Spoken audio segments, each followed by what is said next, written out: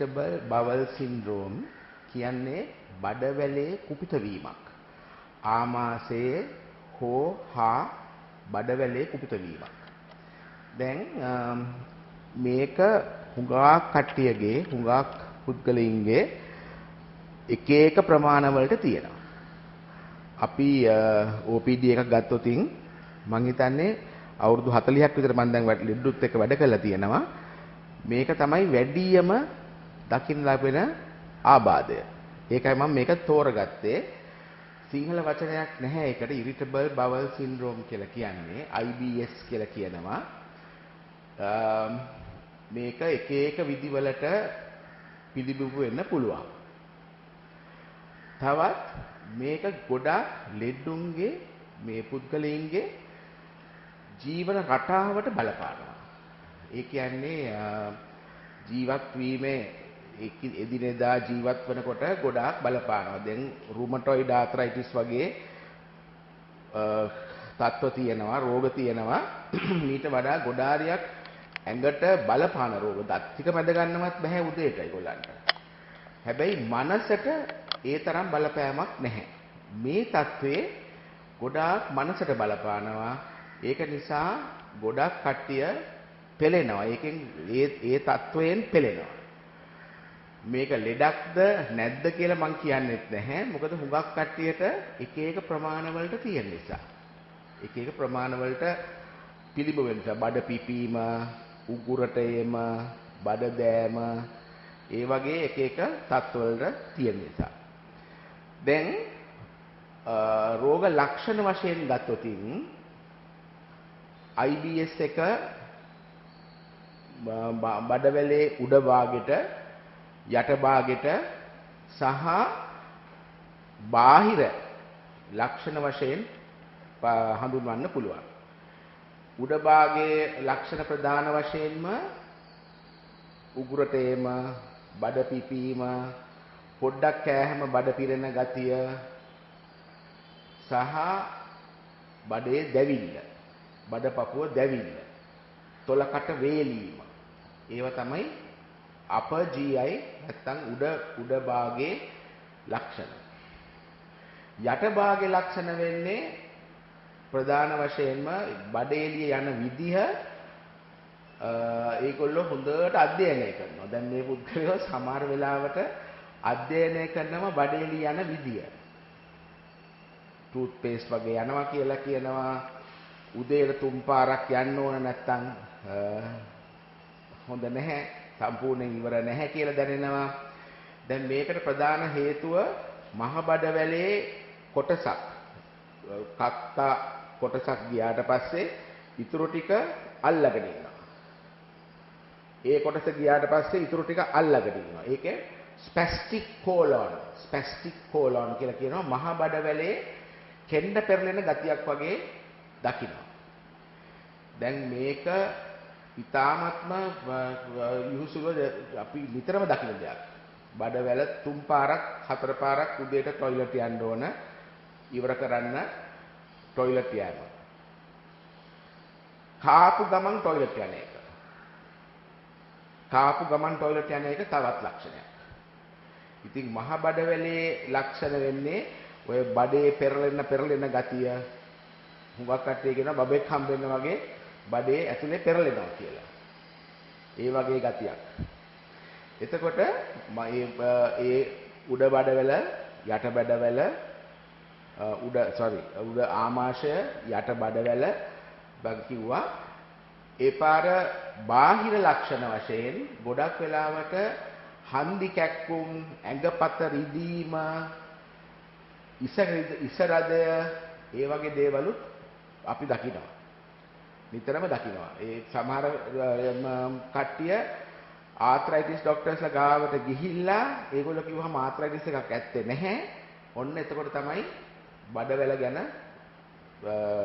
සංසන්දනය කරන්නේ. එතකොට බඩවැලේ ලක්ෂණ සමහර වෙලාවට අහන්න ඕන. එතකොට තමයි කියන්නේ. නැත්තම් එන්නේ ඇඟ රිදීම, උණ ගතිය, උණ කියලා එනවා කට්ටිය. ඒ කට්ටියත් irritable bowel. හැබැයි කටුව දැම්මම උණ නැහැ. උණ වගේ දැනෙනවා. ඉතින් එක එක විදිහට ලක්ෂණ රෝග ලක්ෂණ එක එක විදිහට එන්න පුළුවන් මේ තත්ත්වයේදී. සාමාන්‍යයෙන් මේ තත්ත්වය පරීක්ෂණ කරනකොට පරීක්ෂණ සියල්ලක්ම නෝමල්. පරීක්ෂණ සියල්ලක්ම නෝමල්. ESR එකයි C-reactive protein කියලා විස බීජ තියනවාද කියලා බලන ටෙස්ට් එකයි blood counts උයි ඒවා සාමාන්‍යයෙන් අපි කරන දේවල්. ඒ ඇරෙන්න බඩවැලේ පිළිකාවක් තියනවාද කියලා බලන්න CEA carcino embryonic antigen කියලා ටෙස්ට් එකක් කරනවා. මේ සියල්ලම නෝමල් වෙනවා මේ තත්ත්වයේදී. ඉතින් එතකොට සමහර වෙලාවට ස්කෑන් එකක් කරත් ඒකත් නෝමල්. සමහර වෙලාවට දොස්තරලා කියනවා මේ ලෙඩක් නැහැනේ. ඉතින් ලෙඩු කල්පනා කරනවා මට මෙච්චර රෝග ලක්ෂණ තියෙනවා මේ දොස්තර කියනවා ලෙඩක් නැහැ කියලා. ඉතින් මොකද්ද මේකේ තේරුම කියලා. ඒ වගේ සමහර වෙලාවට අපි දකිනවා කට්ටිය කලින් ඒ විදිහට මේ ප්‍රශ්න වෙලා තියෙනවා. එතකොට මේගොල්ලන්ගේ සාමාන්‍යයෙන් එන්ඩොස්කෝපි කොලොනොස්කෝපි ඒ කියන්නේ upper GI lower GI එන්ඩොස්කෝපි එකක් කරලා ප්‍රධාන වශයෙන් බලන්න ඕන පිළිකාවක් වගේ දෙයක් තියෙනවද සහ ඒ අතර inflammatory bowel disease කියලා කන්ඩිෂන් එකක් තියෙනවා. inflammatory bowel disease. ඒකෙදි Crohn's කියන රෝගය සහ ulcerative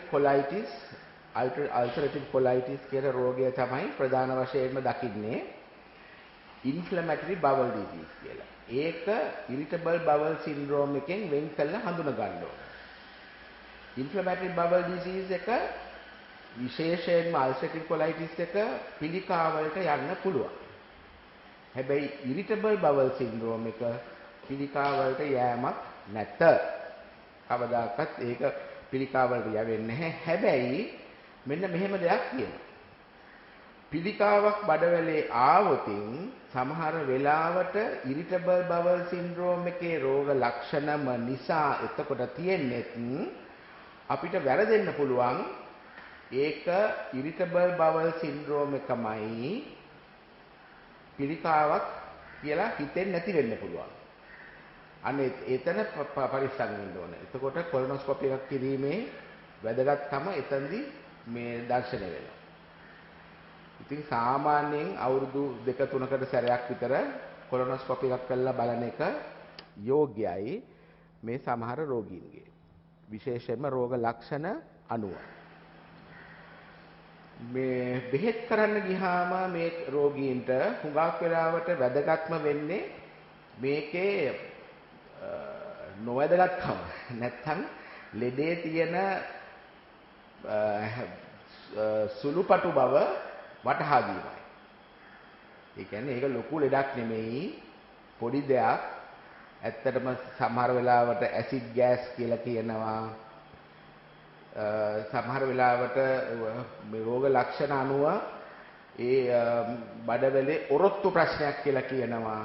ඉතින් ඒ අනුව සිංහලෙන් කියනවා නම් බොහොම සුළු රෝගයක් තමයි මේ තත්ත්වයේදී පවතින්නේ. ඒක කියන එක අතර කෑමවල හුඟක් වෙලාවට තෙල් කෑම සහ කිරි අඩංගු ආහාර තෙල් කෑම සහ කිරි අඩංගු ආහාර ඔරොත්තු නොදීමක් පෙන්වනවා. ඒව ගත්තාම මේ රෝග ලක්ෂණ වැඩි වෙනවා. අනිත් එක යීස්ට්, පාන්, ආප්ප සහ බිස්කට්. ඒවල් වලිනුත් රෝග ලක්ෂණ වැඩි වෙන්න පුළුවන්. කඩල මුං යට කවුපිත් වේලක් වශයෙන් ගැනීම හිතකර නැහැ. සාමාන්‍යයෙන් දී වැඩේ කට්ටියටම අපි කන්න කියන ඒවා. හැබැයි මේ අවස්ථාවේදී ඒවා ඒ තරම් යෝග්‍ය නැහැ. ඉතින් කෑමට වඩා වැදගත් වෙන්නේ ව්‍යායාම. ඇවිදීම. විනාඩි 30ක් 40ක් විතර උදේට ඇවිදින්න පුළුවන් නම් උදේට හරි හවසට හරි කොයි වෙලාවක හරි ඇවිදින්න පුළුවන් නම් ඒක බෙහෙත් වලට වඩා කෑම වලටත් වඩා බඩ පිපීම අඩු වෙන්න ඉවහල් වෙනවා. බෙහෙත් වශයෙන් අපි කීපයක් පාවිච්චි කරනවා. උඩ රෝග ලක්ෂණ තියෙනවා නම් ගුරටේම, දැවිල්ල, එතකොට ඩොම්පෙරිඩෝන් සහ ඇසිඩ් ගතිය අඩු කරන බෙහෙත්. එතකොට මහ බඩවැලේ රෝග ලක්ෂණ තියෙනවා නම් ඒකට සාමාන්‍යයෙන් මෙබවරින් හයිඩ්‍රොක්ලෝරයිඩ් මහ බඩවැලට වැඩ කරන බෙහෙතක්. ඒ වගේ දේවල් පාවිච්චි කරනවා. කෑමයි, බෙහෙතුයි, ව්‍යායාමයි. ඔය තුන තමයි ප්‍රධාන වශයෙන්ම ඉවහල් වෙන්නේ බෙහෙත් වශයෙන්, මැනේජ්මන්ට් වශයෙන්. ඉතින් මේ රෝගය ඊටාත්ම නිතරම දකින රෝගයක්. නිතරම දකින රෝගයක්. හැබැයි රෝගයක් කිව්වට සාමාන්‍ය දෙයක් වෙන්නත් පුළුවන් කියන தત્ත්වය තමයි මේ ඇති වෙන්නේ මොකද කියලා හුඟක් කටේ දන්නේ නැහැ. හුඟක් වෙලාවට දන්නේ නැහැ. ඉතින් හුඟක් කටේ කියනවා ඉස්සර නම් අපි කජු කනවා නේද? ඉස්සර නම් අපි කිරි බොනවා නේද? දැන් මොකද මේවා එපා කියන්නේ කියලා. ඒකට ඉතින් අපි ගාව උත්තරයක් නැහැ. හැබැයි දැන් ඒවා ඔරොත්තු දෙන්නේ නැහැ. ඉතින් මේ වගේ සුළුපටු රෝගයක් තමයි මේ ඉරිටබල් බවල් කියන්නේ. රෝග ලක්ෂණ සංශ්ලේෂණයක් මේ රෝග ලක්ෂණ කීපයක් එකතුවක් තමයි ඉරිටබල් බවල් සින්ඩ්‍රෝම් එකේදී දකින්නේ. බොහොම ස්තුතියි.